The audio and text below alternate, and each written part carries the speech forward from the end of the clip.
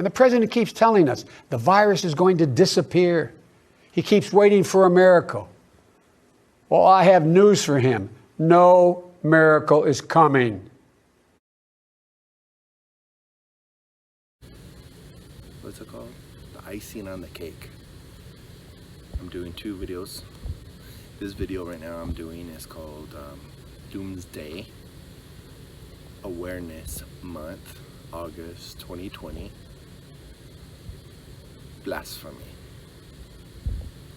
And the other one I'm going to do is called Beginning. And I explain a little bit of it in both of the videos. This one I have a little bit of a monologue to go with it to explain what you're going to see. And blasphemy is very real, and blasphemy is very apparent. And the very idea of what I'm doing in these videos is not to create fear, but for those of you that watch this, I think that you guys are not afraid of the end. The end of all things the way that we know it. The end is really our friend because we know who we belong to and we know whose side that we are on, and no matter what happens next, no matter what happens in any of our lives, if we know the Lord, if we know the Lord Jesus Christ, we know where we end up, we know whose side that we are on. And it's not some fake kind of irrational ideas, but it's very rational and based on what we know by faith, because we know, first of all, it's impossible to please God without faith. We have to have faith. And the very idea of doomsday is that there is a demise coming, and who knows how it's going to be. Well, the video I'm about to show you is, I think, proof. It's almost absolute proof that Tulsi Gabbard, if she runs, Tulsi Gabbard will win the 2024 election. I'm not going to go into full explanation, but just keep in mind that this particular video that is called Doomsday August 2020 Doomsday Awareness Month Blasphemy. The subject of this is blasphemy. And keep in mind that this, I say you could almost mark my word that 2024, if the world or if the United States gets that far, Tulsi Gabbard will be the Democrat elected president. 2020 is certainly a year that will not soon be forgotten. For most, if not all of us, it has brought about many unexpected changes. Changes to our daily routines, our work, and even our relationships. But whenever we are put into difficult situations, it gives us the opportunity to take shelter in the loving protection of the Supreme Lord, our supreme friend. It propels us to reflect. So the most blasphemous thing that I've heard was while I was in Canada. They have a saying, like, when something is taking too long, they over-exaggerate to express a point. And the point is pretty blasphemous and not very cool at all. You know what they say? They say, that's slower than the coming of Christ. That's number one blasphemous thing that I've heard. It's okay. You might think it's okay that when it was discovered a year later that they lied about that meeting and said it was about adoptions. You might think it's okay that the president is reported to have helped dictate that lie. You might think that's okay.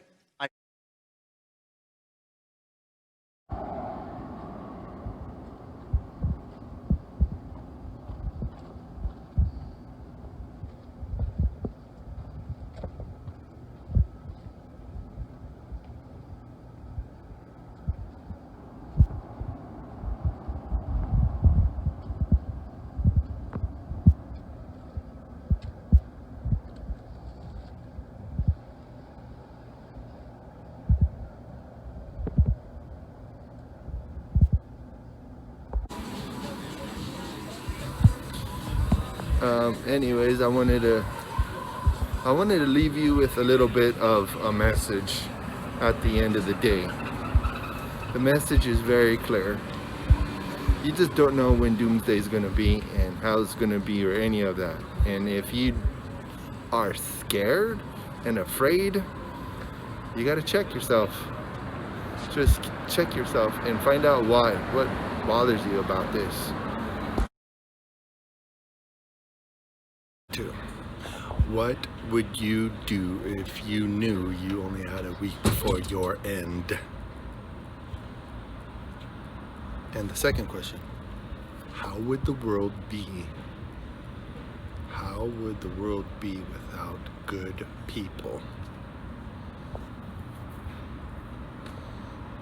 Good people.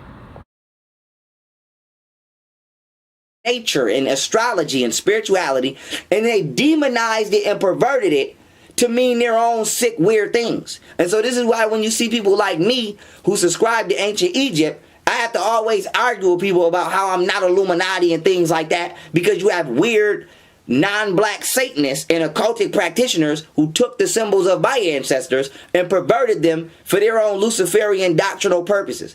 And you have weirdos like white supremacists who... Looking at our problems through the prism of eternality, rather than merely identifying with our temporary material circumstances, gives us an anchor that offers great peace, purpose, and stability through even the most trying of times. May we always be blessed with remembrance of Sri Krishna, his unconditional love, and his transcendental appearance in this world.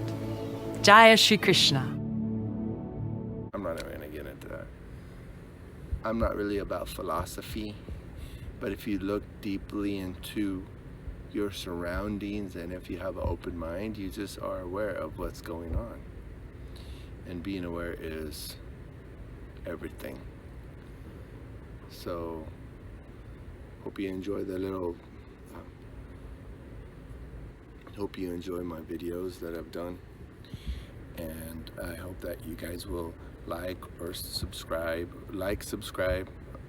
or both, all of the above, and take that little thumbnail from your mouse or your fingertip and tap the notification sign on the YouTube machine.